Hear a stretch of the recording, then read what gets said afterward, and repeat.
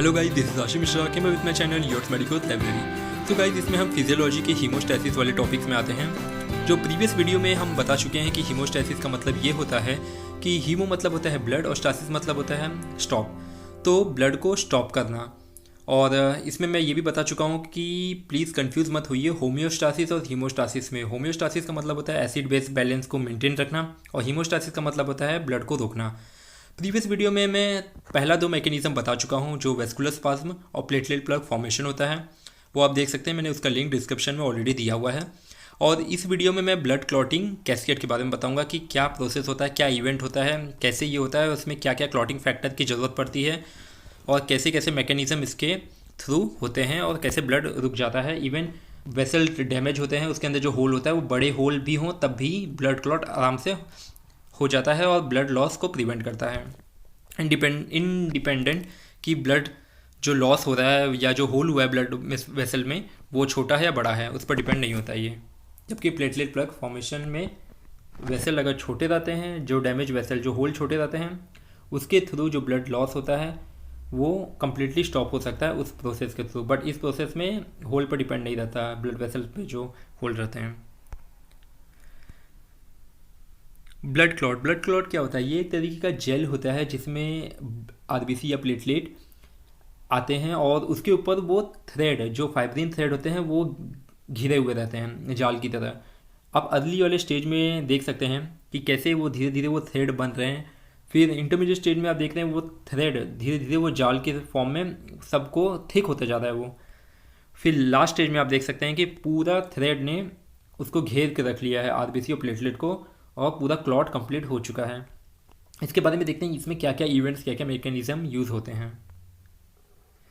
Clotting के लिए mainly हमें कुछ फैक्टर्स चाहिए, क्लॉटिंग फैक्टर जो हेल्प करते हैं कोएगुलेशन के लिए या क्लॉटिंग के लिए। उसके अंदर कुछ फैक्टर्स होते हैं जैसे कैल्शियम या कुछ इनएक्टिव एंजाइम्स होते हैं जो लीवर प्रोड्यूस करता है और वो ब्लड में रिलीज़ करता है और लेटर ऑन वो जाके डैमेज पार्ट में इनिशिएट करता है। जब कोई भी डैमेज हो जाता है ब्लड वेसल्स, तो उसके बाद ये प्रोसेस शुरू होता है। और ये जो क्लॉटिंग फैक्टर होता है ये न्यूमरल नंबर से डिनोट करते हैं। न्यूमरल नंबर का मतलब होता है कि ये बताता है ऑर्डर ऑफ डिस्कवरी कि कब कब ये पहला कौन डिस्कवर हुआ। फॉर एग्जांपल न्यूमरल नंबर 1 ये पहले डिस्कवर हुआ, न्यूमरल नंबर 2 ये बाद में डिस्कवर हुआ। इसके हिसाब से क्लॉटिंग फैक्टर को बताया गया है, इसके डिस्कवरी के हिसाब से आप देख सकते हैं।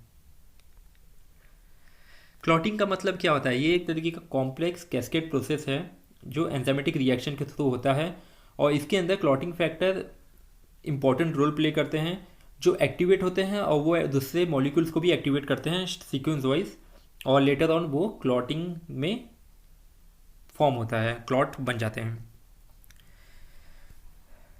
क्लॉटिंग के लिए ये भी इम्पॉर्टेंट है कि क्लॉट जो प्रोसेस होता है ये 3 स्टेज में डिवाइड होता है। जो पहला 2 पाथवे है या पहला 2 स्टेज है वो एक्सटेंसिक और इंट्रिंसिक पाथवे पर डिपेंड होता है और ये दोनों चीज़ें अल्टीमेटली लास्ट पे बनाती हैं प्रोथ्रोम्बिनेज। ये इंपॉर्टेंट चीज़ है।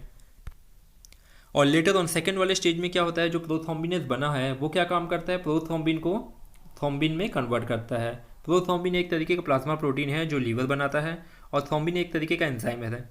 लेटर ऑन तीसरे स्टेज में जो थ्रोम्बिन होता है वो थ्रोम्बिन फाइब्रिनोजेन को फाइब्रिन में कन्वर्ट करता है। जो फाइब्रिनोजेन है वो इनएक्टिव फॉर्म है, वो प्लाज्मा प्रोटीन है जो लीवर बनाता है, उसको फाइब्रिन में कन्वर्ट करता है। फाइब्रिन एक तरीके का इंसॉल्युबल थ्रेड लाइक स्ट्रक्चर है जो क्लॉट को बांध के रखता है, जो हम प्रीवियस वाले स्लाइड में हम देख चुके हैं कि कैसे वो बांध के रखता है, कैसे वो जाल आरबीसी और प्लेटलेट को बांध के रखता है ताकि ब्लड लॉस ना हो पाए।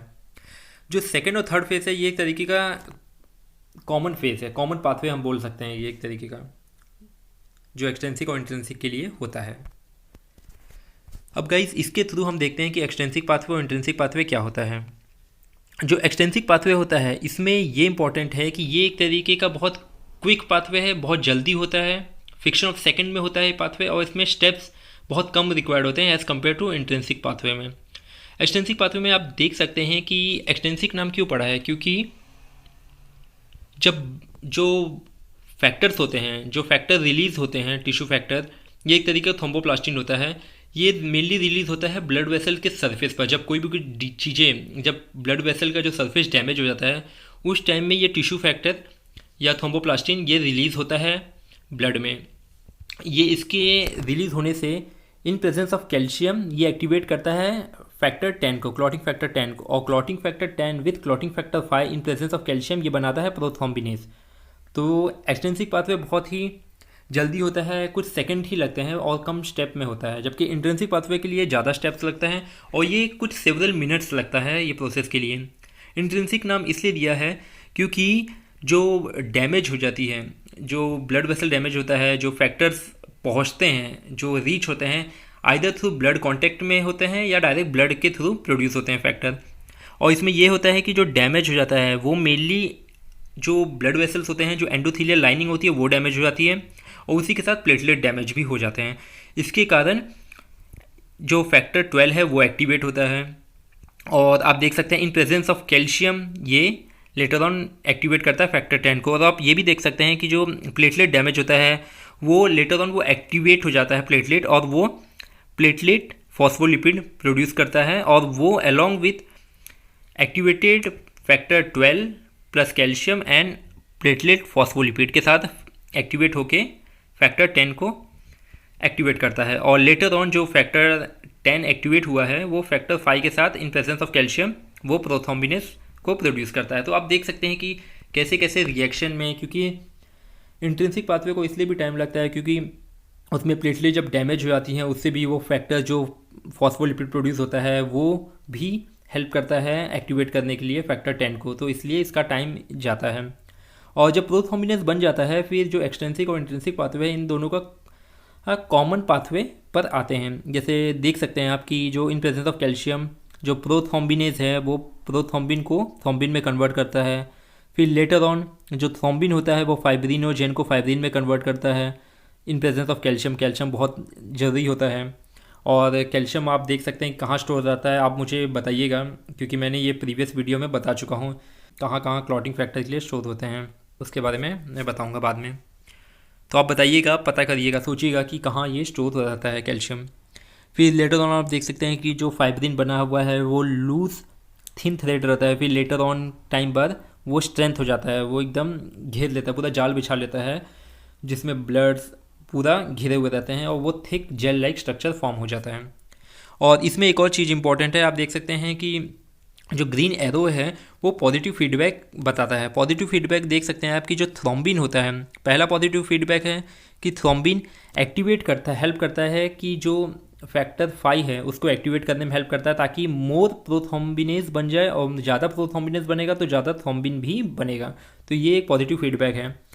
फिर दूसरा पॉजिटिव फीडबैक है, ये एक तरीके ये है कि जो प्लेटलेट है उसको एक्टिवेट करता है और एक्टिवेटेड प्लेटलेट को लेटर ऑन वो प्लेटलेट फॉस्फोलिपिड बनाता है और प्लेटलेट फॉस्फोलिपिड हेल्प करता है एक्टिवेट करने के लिए फैक्टर 10 को। तो दोनों ही फीडबैक पॉजिटिव वे में देख सकते हैं ताकि वो ज़्यादा थ्रोम्बिन बना सके और ज़्यादा इजीली और जल्दी क्विकली ब्लड क्लॉट हो पाए। तो पहला क्या था कि वो फैक्टर 5 को इनिशिएट करेगा और दूसरा है वो प्लेटलेट को एक्टिवेट करेगा, और लेटर ऑन दोनों का काम होता है प्रोथ्रोम्बिनेज को जल्दी बनाना, और प्रोथ्रोम्बिनेज फास्टली थ्रोम्बिन बनाएगा और ब्लड क्लॉट इजीली जल्दी हो पाएगा।